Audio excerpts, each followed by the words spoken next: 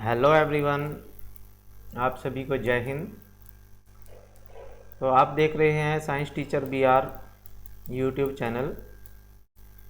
इसमें आज की वीडियो में हम करेंगे कक्षा 7वीं है, विज्ञान रहेगा विषय और अध्याय इसमें 9 है, मृदा।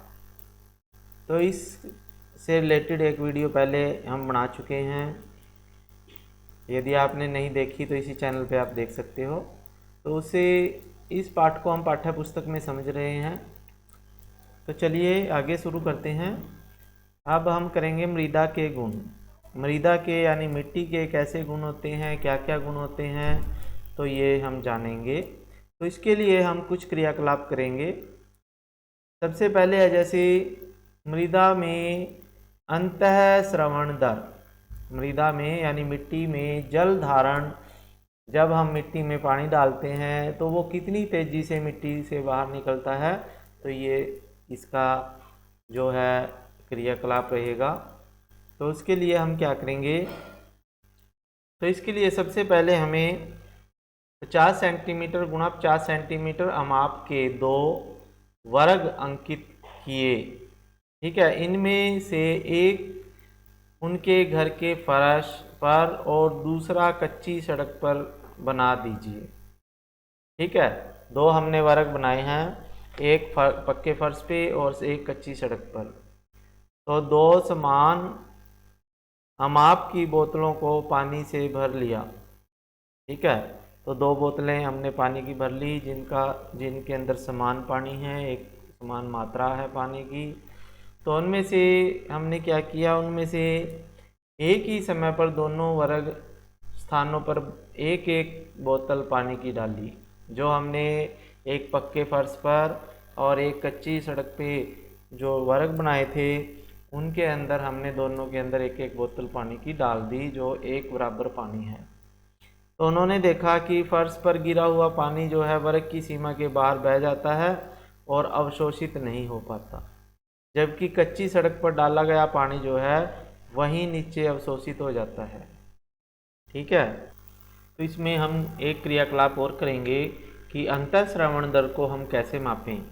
तो उसके लिए जैसा आप चित्र दिखाया गया है आपको, तो हमने इस तरह से जो नीचे धरती पर ये रखा है, तो हमने प्लास्टिक के पाइप ले सकते हैं या बोतल ले सकते हैं प्लास्टिक की। उसको ऊपर और नीचे से आपने काट लेना है। ठीक है, ऊपर से भी काटना है और नीचे से भी काटना है ताकि ये पाइप जैसा बन जाए। ठीक है, या प्लास्टिक के पाइप अगर आपको मिल जाते हैं तो वो भी आप यूज कर सकते हो। तो आपने क्या करना है, जैसे ये रेतली मिट्टी में इन्होंने इस पाइप को गाड़ दिया है मिट्टी में। ठीक है, निचला सिरा जो है मिट्टी में नीचे गड़ जाना चाहिए, लगभग 2-3 सेंटीमीटर नीचे। और आपने एक 200 ml की वो बोतल लेनी है, 200 मिलीलीटर जिसमें पानी आए उसको बोतल को लेना है और इसको इसमें डालना है। तो जैसे ही आप इसको डाल देते हो आपने समय नोट करना है, और जब इसमें डाला गया पानी सारा नीचे धरती में चला जाए तो फिर उस समय को नोट करना है और उस टाइम को आपने कैलकुलेट करना है कि कितने समय में इसमें डाला गया पानी धरती में चला गया। ठीक है, तो इसी प्रकार से आप अलग अलग स्थानों पे ये क्रियाकलाप करोगे। जैसे कहीं रेतली मिट्टी में कर दिया, कहीं चिकनी मिट्टी में किया, कहीं मृणमय मिट्टी में किया। ठीक है, तो अलग अलग स्थानों पर जब करोगे, कहीं आप सड़क पे करो, कहीं पे आप कच्चे मैदान में करो, तो उसमें आपने नोट यानी टाइम जो है नोट करना है, कितना समय में पानी जो है मिट्टी में नीचे चला जाता है। तो अब जितने समय में वो पानी नीचे जाएगा, जिस दर से पानी धरती में जाएगा मिट्टी सोखेगी, वह उसकी अंतःस्रवण दर कहलाती है।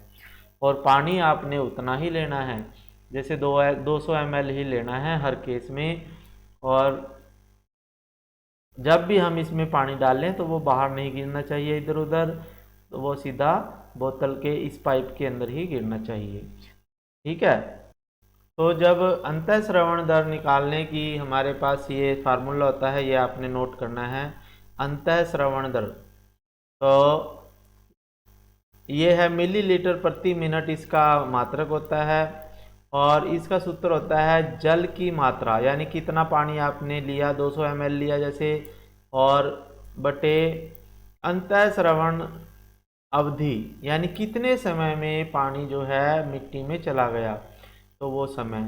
तो जब हम 200 जैसे 200 मिलीलीटर पानी लिया हमने, 200 को खोज करो ये आधे घंटे में या 30 मिनट में नीचे चला जाता है, धरती में समा जाता है, तो उसकी श्रवण दर जो है, जैसे ये उदाहरण दिया गया इसने, मान लीजिए कि दिए गए नमूने में 200 ml पानी जल के अंतःश्रवण में 20 मिनट लग जाते हैं, तो उसकी अंतःश्रवण दर क्या होगी? उसकी अंतःश्रवण दर होगी 200 पानी लिया था और 20 मिनट लगे थे, तो 200 को जब 20 से भाग देंगे तो 10 मिलीलीटर प्रति मिनट, यानी 1 मिनट में 10 मिलीलीटर पानी जो है धरती या मिट्टी सोखती है। तो उस मिट्टी की अंतःश्रवण दर जो है 10 मिलीलीटर प्रति मिनट है। ठीक है, तो आपके पास ये क्वेश्चन आ जाते हैं, ये प्रश्न आ जाता है, तो आप इसे नोट कर लीजिए।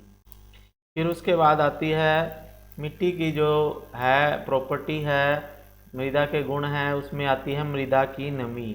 मृदा में नमी कैसी है, कौन सी मृदा में अधिक नमी रहती है, कौन सी जल्दी सूख जाती है। ठीक है, तो इसमें आगे है मृदा में नमी का पता लगाने के लिए हम ये क्रियाकलाप करते हैं, मृदा में से नमी का पता लगाना या उसको हटाना। तो उसके लिए क्या करेंगे, हमारे पास एक बर्नर होना चाहिए या गैस का बर्नर है जिससे आग जलानी है, और एक हमने टेस्ट ट्यूब ली है, क्वथन नली ली है। इसके अंदर हमने मिट्टी का नमूना लिया जिसमें हमने पता लगाना है कि इसमें नमी है या नहीं। तो जब हम मिट्टी इसमें डालेंगे और इसको गैस पे गर्म करेंगे, तो मिट्टी जो है वो जब गर्म होगी तो उसमें जो यदि कोई नमी है, पानी है, तो उसके वाष्प बन के बाहर निकलेंगे और यहाँ पे इसकी दीवारों पे अंदर की तरफ जो है जल की बूंदें चिपक जाती हैं। तो इससे ये पता लगता है कि जल में नमी, ये मिट्टी में नमी है या नहीं। ठीक है, तो इस प्रकार से हम मिट्टी में नमी का पता लगा सकते हैं। तो जब हम मिट्टी गर्मियों में, आपने देखा होगा जब गर्मियाँ बहुत अधिक पड़ती हैं जून के महीने में, तो गर्म दिनों में मृदा से जल के वाष्पन के कारण ऊपर उठती और जल वाष्प वायु को अपेक्षाकृत सघन बना देता। इससे सूर्य के प्रकाश के परावर्तन के कारण मृदा के ऊपर की वायु हमें कम दीप्त प्रतीत होती है, यानी गर्मियों के दिनों में धरती के ऊपर की वायु जो है कंपन करती हुई हमें दिखाई देती है, प्रतीत होती है।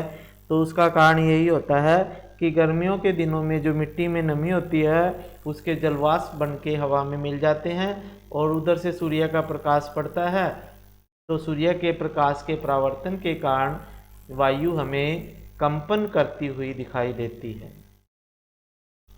फिर हमारे पास अगला है, मृदा की अगली प्रॉपर्टी है, अगला गुण है मृदा द्वारा जल का अवशोषण, यानी कौन सी मिट्टी अधिक जल को अवशोषित करती है, कौन सी कम अवशोषित करती है। तो इसमें सभी प्रकार की मृदा जो है समान मात्रा में लेंगे और जल का अवशोषण करती है या नहीं, कितना अवशोषित करती है, तो ये समझेंगे। तो इस क्रियाकलाप के लिए हमें देखिए ये सामान की आवश्यकता है। इसमें हमने एक कांच का बर्तन लेना है नीचे, और उसके ऊपर एक कीप लगानी है, और उसके अंदर हमने एक कागज़ रख देना है। ठीक है, या फिल्टर पेपर हो या कोई कागज़ हो, तो वो इस तरह से लगाना है, और उसके अंदर हमने समान मात्रा में मिट्टी लेनी है। ठीक है, जैसे मृदा का द्रव्यमान हमने 50 ग्राम मिट्टी का पाउडर लिया, सूखी मिट्टी का पाउडर, और इस कीप के अंदर डालना है उसको। ठीक है, तो फिर उसके बाद हमने इसमें पानी डाला, कितना डाला, तो हम क्या करेंगे, हमने सपोज करो 200 ml या 100 ml 100 मिलीलीटर पानी इसमें डालना है और पूरी मिट्टी के ऊपर डालना है ताकि इसके अंदर रखी हुई मिट्टी जो है वो पूरी की पूरी गीली हो जाए।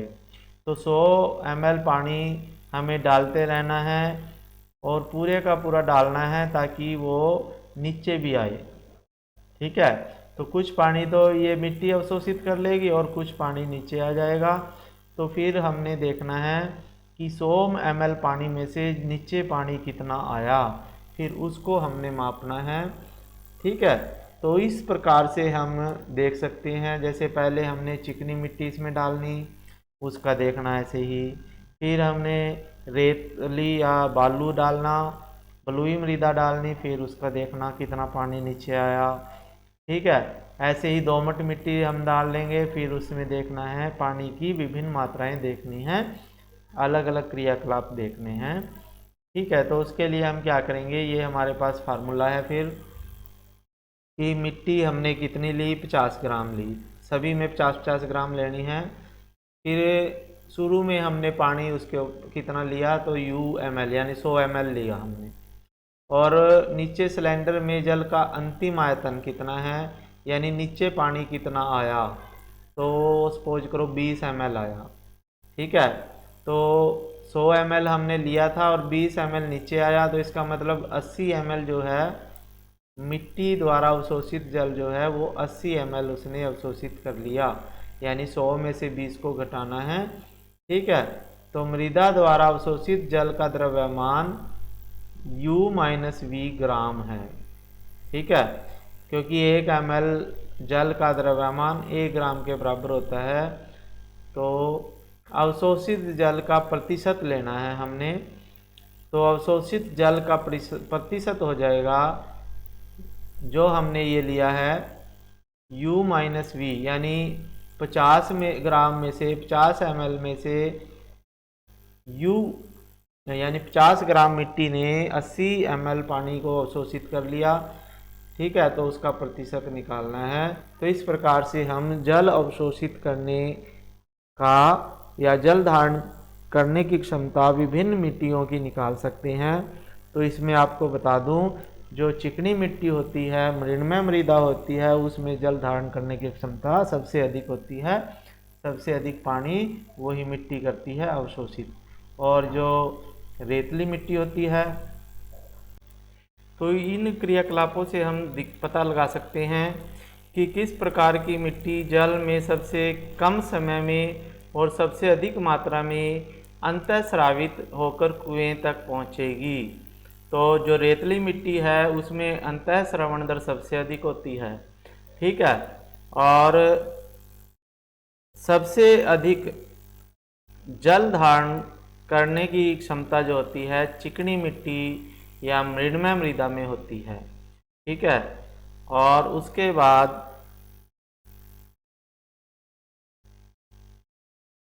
अधिक वर्षा जल अंतःस्रावित होकर भौम जल तक पहुंच जाएगा, तो वो रेतली मिट्टी या बलुई मृदा में से जाता है। ठीक है, फिर मृदा और फसलें आती हैं। तो मिट्टी के अनुसार विभिन्न प्रकार की फसलें हमारे देश में उगाई जाती हैं। तो कुछ क्षेत्रों में मृण्मय मृदा, कुछ में दोमटी मिट्टी और कुछ क्षेत्रों में बलुई मृदा पाई जाती है, जिसके कारण वहाँ पर अलग अलग तरह की फसलें उगाई जाती हैं। फिर है जैसे पवन है, पवन वर्षा ताप प्रकाश आर्द्रता द्वारा मृदा प्रभावित होती है। कुछ प्रमुख जलवायुवीय संबंधी कारक हैं जो मृदा परिच्छेदिका को प्रभावित करते हैं और मृदा संरचना में परिवर्तन लाते हैं। ठीक है, तो स्थानों की जलवायु जो है वो मिट्टी को प्रभावित करती है। वहाँ पे गर्मी है, बारिश है, कैसा है मौसम, तो उसके अनुसार मिट्टी वहाँ की हो जाती है। तो जो मृण्मय मृदा है और दोमट मिट्टी है वो दोनों गेहूं और चने की फसलों के लिए बहुत अच्छी मानी जाती है। और ऐसी मृदा जल धारण क्षमता सबसे अच्छी होती है। और धान के लिए मृत्तिका एवं जैव पदार्थों से समृद्ध और अच्छी जल धारण क्षमता वाली मृदा मानी जाती है धान के लिए, चावल के लिए। ठीक है, तो मृणमय मृदा, दोमट मिट्टी गेहूं, चना इन फसलों के लिए अच्छी है। ठीक है, और दोमट मिट्टी ये मृत्तिका वगैरह है जो जिसमें जो उपजाऊ होती है, जल धारण क्षमता अच्छी होती है, वो धान के लिए अच्छी मानी जाती है। ठीक है, और जो मसूर है, दालें हैं, उनके लिए दोमट मिट्टी अच्छी मानी जाती है क्योंकि उनमें अंतः श्रवण दर अच्छी होती है और पानी उनमें कम रुकता है क्योंकि दालों को पानी की कम आवश्यकता होती है। और कपास की खेती के लिए जो है हमारे पास बलुई मृदा और दोमट मिट्टी अच्छी मानी जाती है। इसमें जल की निकासी आसानी से हो जाती है जो पर्याप्त परिमाण में वायु को धारण करती है। ठीक है, कपास की खेती ऐसी बलुई मृदा और दोमट मिट्टी उसके लिए आवश्यक है क्योंकि उसमें पानी कम रुकता है।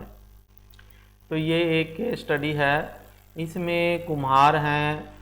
ठीक है, रसीदा, जॉन रसीदा राधा मध्य प्रदेश में। ठीक है, और उसके लीलाधर दादा और संतोषी उसके घर में गए। तो लीलाधर जो है दादा सुराही, मटका, कुल्हड़ आदि बनाने के लिए मिट्टी तैयार कर रहे थे। तो उसने कई प्रश्न उनसे पूछे कि ये मिट्टी उन्होंने कहाँ से लाए। तो हम किसी बंजर भूमि से काली मिट्टी लाते हैं। तो मिट्टी को कैसे तैयार करते हैं? तो सूखी मिट्टी को किसी बड़े टंकी में डालकर उसमें से कंकड़, पत्थर आदि अलग कर लेते हैं और कंकड़ पत्थर हटा देने के बाद मिट्टी में 8 घंटे के लिए भिगो दिया जाता है और उसमें घोड़े की लीद की कुछ मात्रा मिलाते हैं, उसे गूंद लिया जाता है। अब गूंदी हुई मृदा को चाक पर रखकर उचित आकार दिया जाता है और वस्तुओं को बनाया जाता है। उसके बाद उसको रंगाई की जाती है। फिर उसने पूछा कि इसमें घोड़ी की लीद क्यों डालते हैं? तो ये देखो, जैसे ये बना रहे हैं बर्तन, तो मृदा में घोड़े की लीद क्यों मिलाई जाती है, ये पूछा उसने। दादा ने फिर बताया कि पकने के प्रक्रम में घोड़े की लीद जो है जल जाती है और जिससे मृदा के पत्रों में सूक्ष्म छेद हो जाते हैं। इसके कारण मटकों और सुराही में जल अंतः स्रावित होकर उसकी बाहरी सतह पर आ जाता है और वहाँ से यह वाष्पित हो जाता है, जिससे घड़ा या सुराही में रखा हुआ ठंडा पानी जो है पानी ठंडा हो रहता है। ठीक है, तो उसकी सुराहियाँ जो हैं दूर दूर तक प्रसिद्ध हैं। ठीक है, तो जब उसमें घोड़े की लीद इसलिए मिलाई जाती है ताकि वो जब पकाया जाए आग में तो उसमें छेद हो जाएं छोटे छोटे, और जब उसमें पानी डालेंगे तो वो पानी जो है रिस के बाहर आ जाता है और जिससे घड़ा ठंडा रहता है और पानी भी ठंडा रहता है। फिर उसके बाद है मृदा अपर्दन किसे कहते हैं? तो मृदा अपर्दन जो होता है जल, पवन, बर्फ के द्वारा मृदा की ऊपरी सतह का हटना मृदा अपर्दन कहलाता है। यानी जब पानी मिट्टी को बह ले जाए या पवन उड़ा के ले जाए मिट्टी को, या बर्फ़ के द्वारा मिट्टी एक जगह से दूसरी जगह चली जाए तो उसे मृदा अपर्दन कहते हैं। तो पादपों की जड़ें मृदा को मजबूती से बांधे रखती हैं और जहाँ पेड़ पौधे ना हों तो वहाँ मिट्टी ढीली हो जाती है, वह पवन और प्रवाहित जल के साथ बह जाती है। और मृदा अपर्दन मरुस्थल, बंजर भूमि जैसे स्थानों पर अधिक होता है जहाँ सतह पर बहुत कम अथवा कोई वनस्पति न हो। ठीक है, वृक्षों की कटाई और वन उन्मूलन को रोका जाना चाहिए और हरित क्षेत्रों को बढ़ाने का प्रयास करना चाहिए। इसी से हम मृदा अपर्दन को रोक सकते हैं। और मृदा अपर्दन के कारण जो मिट्टी होती है वो उपजाऊ होती है, जो वो बंजर हो जाती है और उसके ऊपर से जो खनिज पदार्थ होते हैं वो बह जाते हैं। ठीक है, तो उसके बाद है आपके पास ये टेबल है, ये टेबल आपने बना लेना है। जैसे मृदा जो है वो गेहूं के लिए अच्छी है, दोमट मिट्टी जो होती है वो धान के लिए अच्छी होती है। दोमट मिट्टी और रेतली मिट्टी बालू मृदा जो है कपास के लिए अच्छी होती है। तो ये आपने पूछ के, किसानों से पूछ के, गाँव वालों से पूछ के अपना ये टेबल पूरा करना है। ठीक है। और ये प्रमुख शब्द हैं इस पाठ के, जो आपको हमने लेसन समझाया है उसमें से आपको ये सभी प्रमुख शब्द के आंसर मिल जाएंगे। जैसे मृणमय मृदा किसे कहते हैं, ह्यूमस क्या है, दोमट क्या है, अंतःस्रावण दर, ये सब भी कुछ हमने दोनों वीडियो में समझाया हुआ है। तो ये वीडियो देखिए और इनके आंसर आप देख सकते हो। ठीक है बच्चों। फिर आपके पास है कि आपने इस लेसन से जो क्या सीखा है। तो ये मुख्य बातें हैं जो आपने नोट कर लेनी हैं। ये जो भी मैंने समझाया है लेसन में वही बातें हैं सारी। ठीक है। फिर नेक्स्ट वीडियो में हम अभ्यास के प्रश्न उत्तर करेंगे। ठीक है बच्चों। फिर मिलेंगे नई वीडियो के साथ। तब तक के लिए आपको धन्यवाद। जय हिंद।